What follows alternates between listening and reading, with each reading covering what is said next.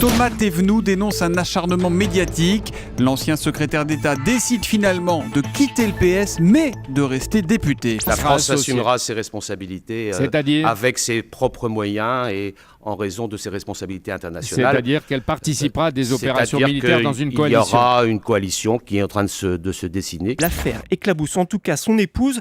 Hier, Sandra Thévenoud a été mise en congé sans traitement de son poste de chef de cabinet du président du Sénat parce qu'un couple est normalement solidaire pour le paiement des impôts. Le niveau de vie moyen des Français a baissé en 2012. Selon les dernières données de l'INSEE, un recul d'1%. Le revenu médian s'établissait alors à 1 645 € par mois. La famille Peugeot qui, avant de fabriquer des voitures, fabriquait même à l'origine des scies.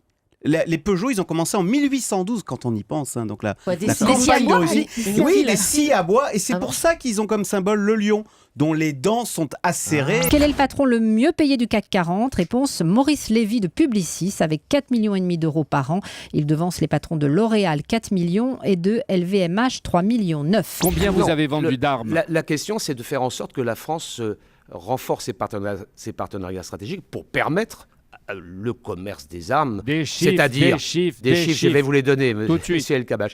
C'est 43% de plus que l'année dernière, c'est près de 7 milliards d'euros. C'est-à-dire 2 milliards c'est-à-dire de plus.